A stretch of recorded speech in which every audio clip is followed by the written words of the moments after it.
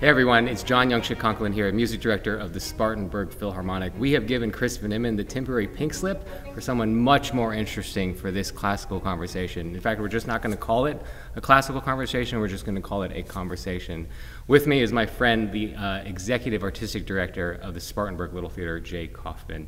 Jay, thank you so much for being here. It's my pleasure. I'm excited about it. We are talking about the March 23rd concert at 7 p.m. on this beautiful stage in Twitchell, in which the two organizations, the Philharmonic and the Little Theater, are coming together to put on a Best of Broadway show. So get your tickets now, because it's definitely going to sell out. But before we get into that, for some of the Philharmonic audience, would you mind telling us how you came to the Little Theater, how you came to Spartanburg? What's your Spartanburg story? Well, sure. So I'm just a regular old theater kid, born and bred, little kid who was in theater and drama all the time. But I actually came to Spartanburg to teach German at USC Spartanburg, now USC Upstate. So I moved here in 1998 to do that.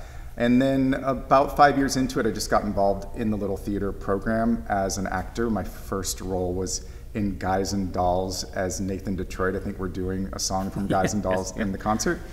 And then joined the board, and then one summer our executive director just left, and I was just there to answer phones and decided to try my hand at the job. So I've been here now 16 years. This is my 16th season, and saw the transition from our old theater out at Camp Croft into the new beautiful theater at Chapman Cultural Center. So that's my story. I wish it was more romantic and exciting, but I just sort of fell into the job and been doing it ever since. Well, that's such an interesting journey. So you started in theater, right. Sort of also picked up German along the way, or always had that as a dual interest? You know, theater was always just sort of my hobby. And then I made my hobby my job, and now I don't have any hobbies. But I took German in high school. I studied it in college. That's what both of my degrees are in, my bachelor's and my master's degree. And but I was always very musical. I was a band kid too. And then just loved doing theater in the summer and at school. And then when I moved here, getting involved at different theaters around the upstate, including the Little Theater here in Spartanburg. So it's just always been something that's intrigued me. My parents went to the theater a lot when I was a kid, and I was one of those kids that would wait up until they got home from the theater, you know, like 10, 30, 11, just so I could get my hands on their playbill. And I would like leaf through the playbill and read the bios of all the actors. I still remember the first show my dad and my mom took me to, which was The Sound of Music, which I had the opportunity to direct this year, which we're also doing a song from at this concert. And I sat in the first row of the balcony. I really can still remember this vision of, you know, in the first row there's always this safety bar, and I was sort of just short enough to not be able to see under it or over it, so the whole time I just kept going like this. So I don't know, I have very good memories of theater and performance when I was a kid, and thank my parents for introducing me to it. Yeah, and your parents were in the theater, or they just loved it? You know, no. They'd. My mom's probably watching this, but they don't have any of those kind of musical talents whatsoever. But they encouraged it, and you know, wanted us to be well-rounded in whatever we did, and so I was always involved in some sort of arts programming. Yeah. And wasn't a sports kid, so you know, sports aren't for everybody, but sports and theater kind of teach the same things. That's right. That's right. Where was home? Southern California, Orange County, okay. California, south of LA. That's great. That's great. Yeah, yeah. So you have done such an incredible job of putting together such a balanced show for us. Right. When we finally settled on all the different things that were going into it, I looked at it and thought, this is just going to be such a joy to conduct, to work with different people, bring the two organizations together, and have a packed house for a Broadway show, or a Broadway sort of survey, if you will. Right. You want to talk to us about some of the thoughts that sort of went into putting the show together? Well, you know, and I'm sure you have a lot of the same thoughts, but it is a really unique opportunity for us, for our performers, to be able to sing through some of these shows that we don't do so much anymore, that may be unfortunately a little out of fashion because they're from the golden age of musicals. Rodgers and Hammerstein, those kinds of things. And to choose things that really sound elevated by the complement of a full orchestra behind it. Or songs from modern musicals that may be like a more rock-oriented musical, like I think we're doing something from Hairspray or Dreamgirls that might just sound really cool with an orchestra behind it when you don't normally hear that. So I think it was just fun to choose those kinds of things that we don't always get a chance to do, but also from a lot of different shows that span a lot of different decades. I don't know, I'm just excited about the choices we made. Yeah, I mean, it's sort of like we get to pick the best of the things that are available. Right. I mean, I'm familiar with the Golden Age ones pretty well, mainly because those are the ones that use conductor. And right. There are numbers in Oklahoma that, like, you know, we can just sort of move through, right? Right. But if you take sort of the best of them and then put them all together, you get this kaleidoscope of a century of Broadway. And so for the people who may not be familiar, there is a specific point in time in which things went from orchestras into sort of large bands, like not rock band, but different configurations. Do you have any history for us on that? Gosh, I don't know. You know, when you look at something like Les Miserables, which came out in the 80s, you know, the original orchestration for Les Mis was written for a massive orchestra, a massive orchestra that they would use on Broadway. And I think as the years went on, they realized that that's also a huge expense to be fronting that many musicians for 8 shows a week. And when they did a revival of Les Mis on Broadway, they reorchestrated it for a lot of synthesizers and all those kinds of things and cut out a lot of the live players. So I don't know exactly when that it was in time, but probably sometime in the 80s, 90s. Yeah. And then even more today, if you go see a show at the Peace Center, these Broadway traveling shows, you might have you know, a conductor and some synthesizers and maybe like a few wind players, maybe a few string players. But to have a real live orchestra this size that they're going to see in this concert is a real luxury, even on Broadway now, I think. I don't know if you know any more about the history of... So we talked a little bit about this before. Coming out of graduate school, one of my thoughts was that I would just sort of slide down to New York and say, hey, I'm here, I can play the piano, can talk my way into the Broadway scene. And I quickly realized that I was not suited. I did not have the historical knowledge of this song from this number and move it up a third because the singer needs to move it up. Like, I could do that part, but I didn't know the song and some of the history. But I have, as a layman, I have always associated with Les Mis was sort of like the last hurrah. Yeah. And the only reason they gave it to him was because he was him, right? Otherwise, somebody else writing something, they're like, yeah, we're not putting that on stage because we got to make money on this thing. Which, you know, it's sort of, at the end of Phantom, they were talking about how it had been losing money for years, but they just sort of kept it up because of the tradition of the thing. Right. But yeah, so I during the Hamilton craze, I sort of took a look at how the band was structured. Yeah. And so there's 2 pianos.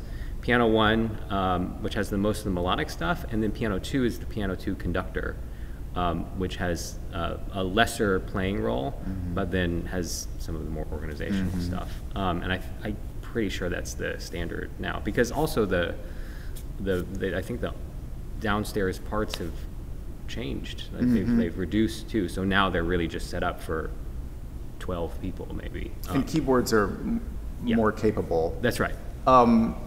You know, interestingly enough, we're still one of the only theater organizations in the upstate that still uses live musicians. So most of the theater organizations, and probably due to cost, unless they're doing kind of like a rock-oriented show or review show, typically might use these really good performance tracks that the companies supply you.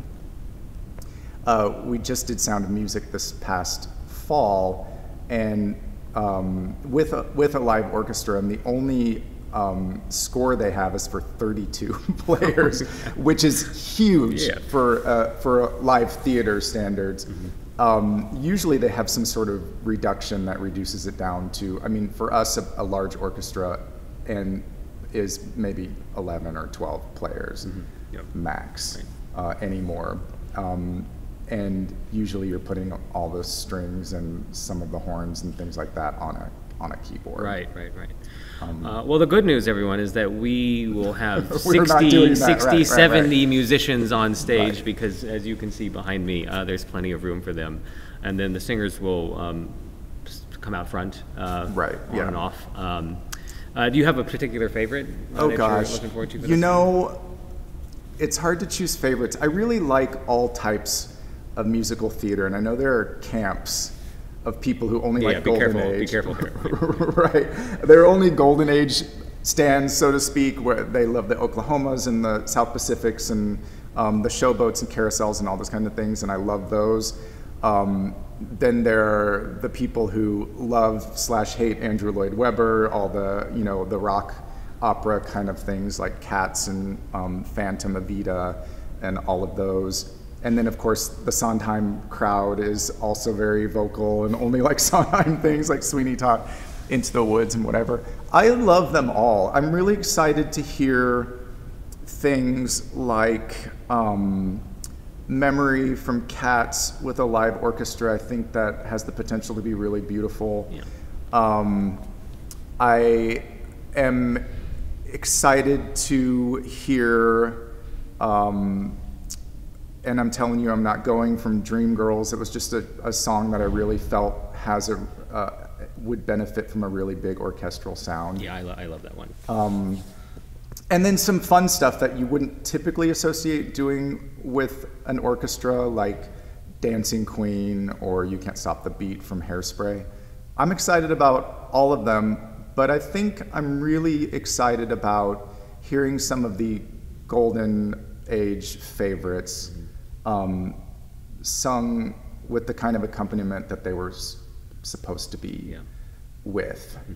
Just like a big, lush, beautiful sound. I mean, Rodgers and Hammerstein knew how to write a beautiful song, and just to hear it with an orchestra, I think is going to be beautiful and emotional and all of that in between. Yeah, I think it'll be sort of like, oh, that's what I remember it sounding like for the people who were to see it live back when we were doing those things more often.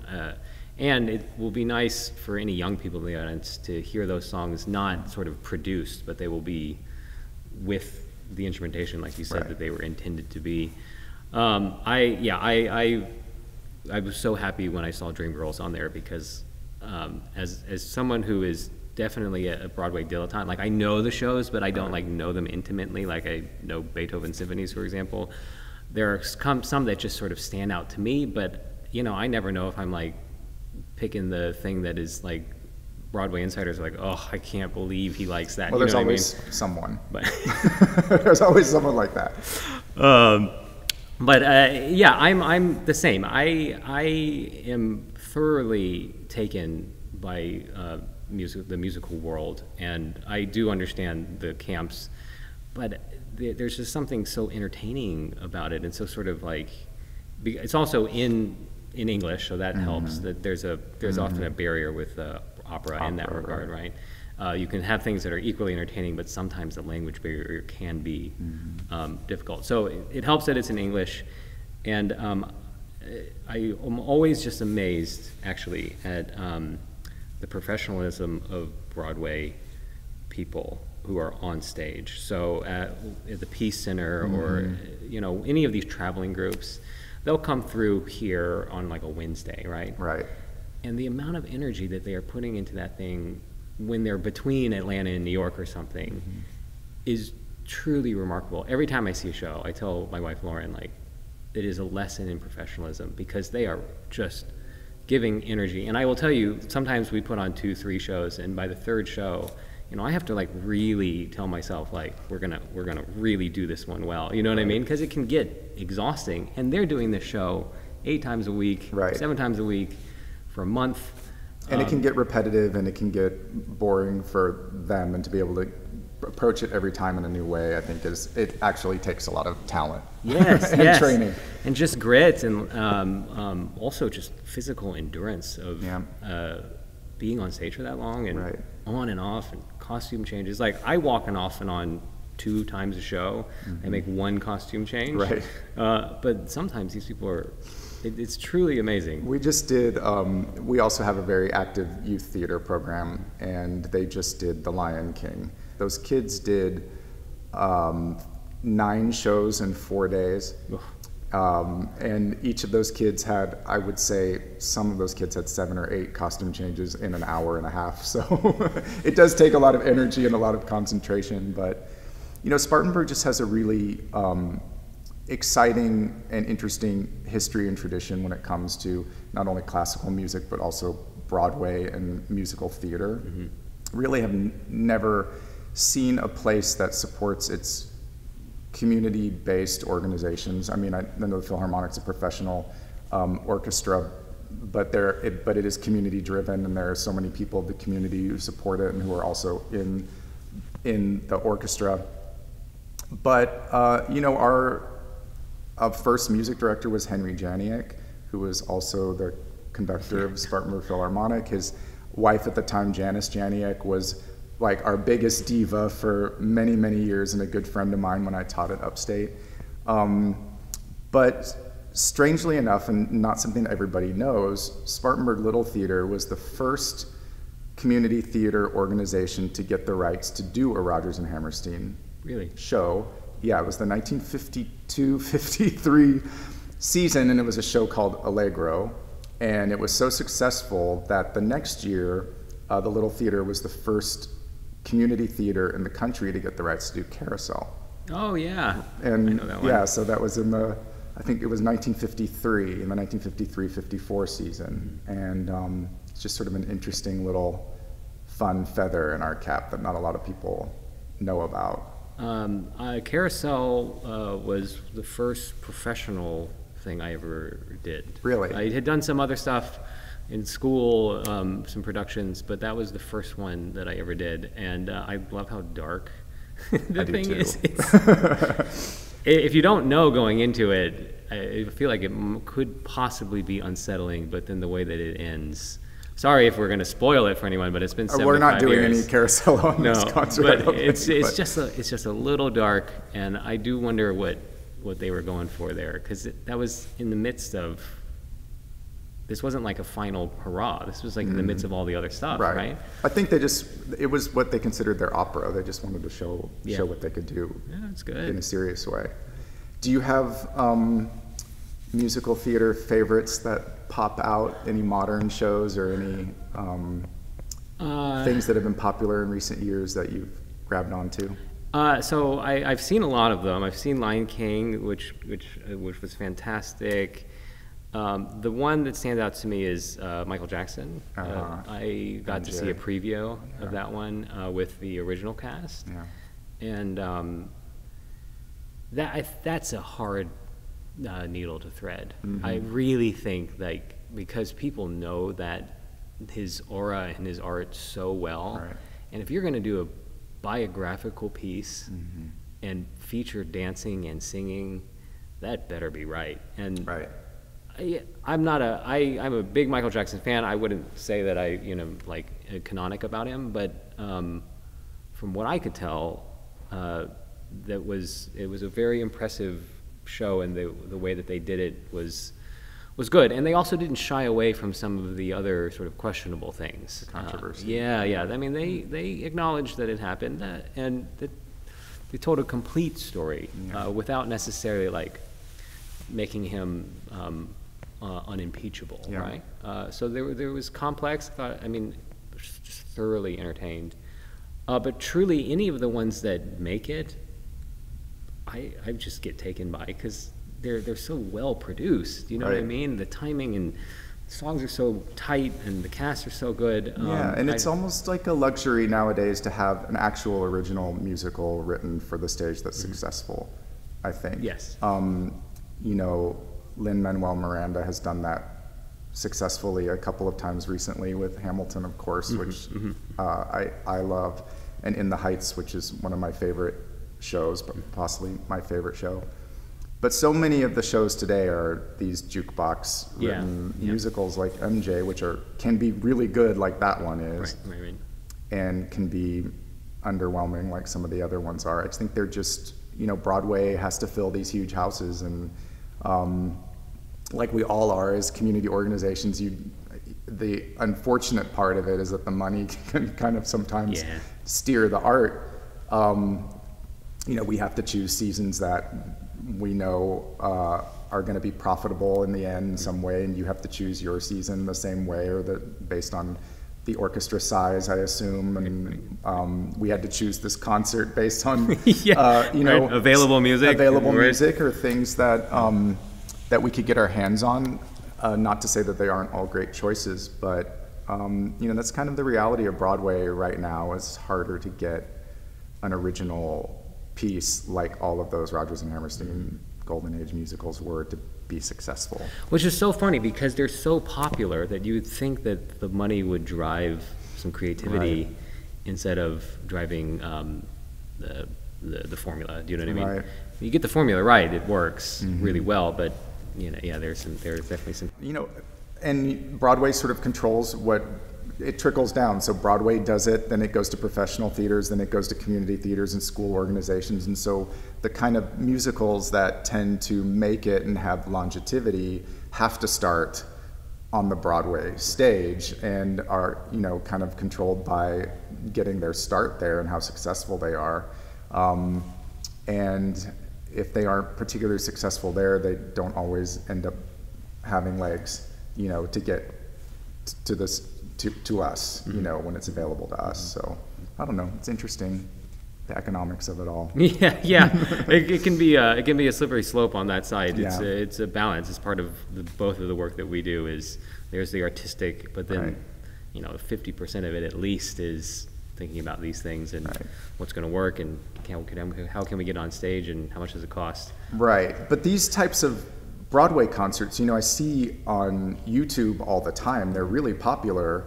I don't know how popular they're in the United States. The ones I typically see are like BBC Proms or... I have a hunch that the community of Spartanburg is going to be asking for this concert again in just a different form. I have a hunch that that they'll be asking for this, and that hopefully that we'll be asked to actually get something on stage in reverse, a production. So, which would go nicely. So it's funny. I had that man Henry Janiak is everywhere. So the Philharmonic people, the legacy, know that I'm connected to him because my mother sang in his chorus. Really? Yes. Back. Well, I won't date where my mother was, but she sang in his chorus, and so I grew up hearing this name because I was sort of on a musical track, and I had said that I'd think about being a conductor, and my mother, with the only conductor she knew, because she had experience with him, was Henry Janiak. But as a teenager, you're like, whoever this person is that my mother's talking about, like, you know, who is that? Right. He had a familiar name, sounding name, because it was kind of original and like you just sort of stuck with me. But lo and behold, I move here, and the first job I get is sitting in the orchestra, and it turns out that it was his orchestra and sort of his. A lot of this musical stuff sort of springs from his musical impulses, and so I personally, occupying this exact podium, have been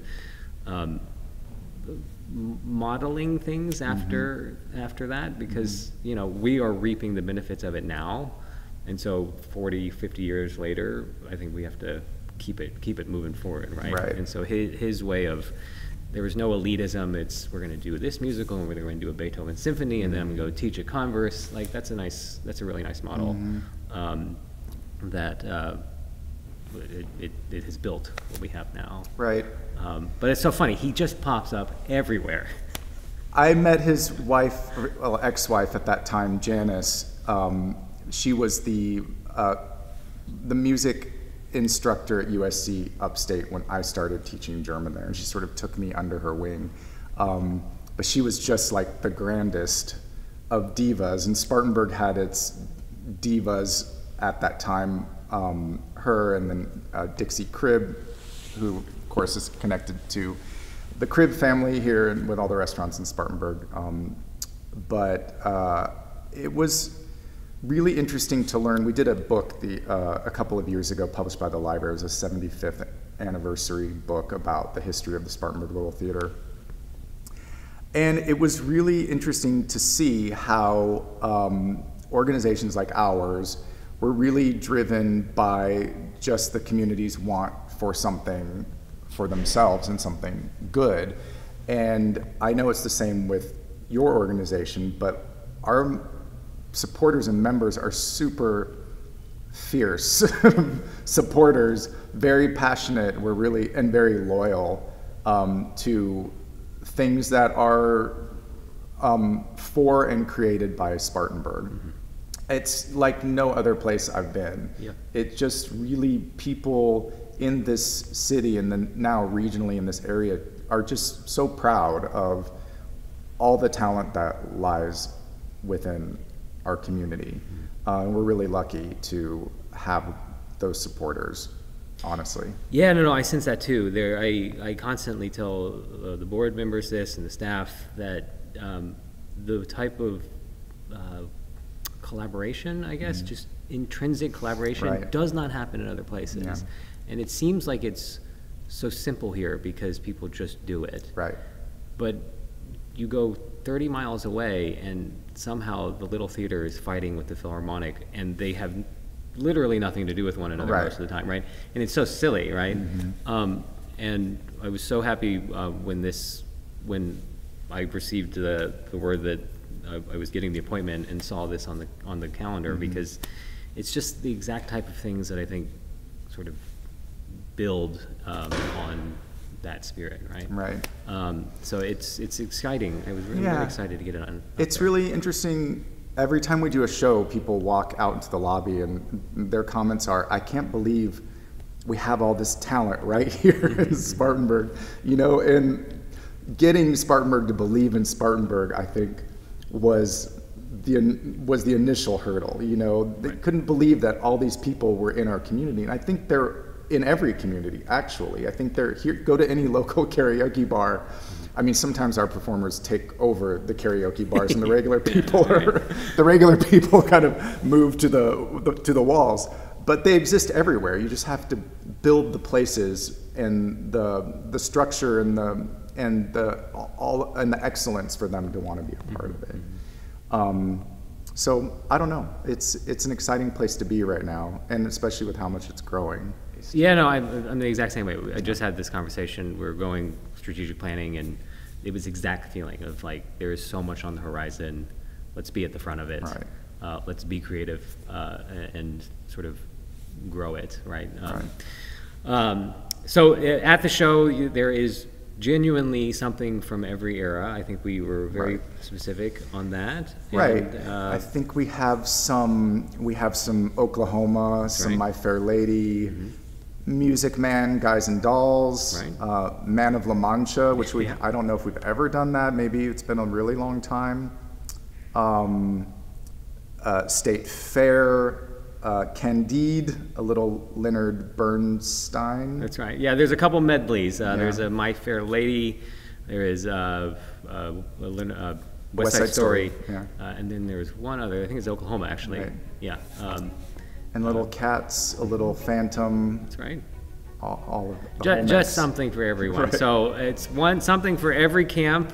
We can have a debate afterwards. And even for people who are first timers who have never been to a show, this might be actually a good one to go to, because you can figure out what you might like and what camp you'd like to be in, I guess. Right. I think equally fun, moving, beautiful. I think you'll see all of those things. A lot of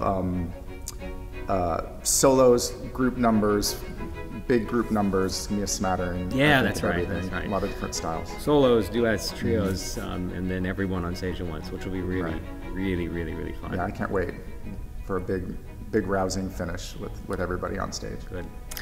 So everyone, it's March 23rd at 7 p.m. in Twitchell Auditorium.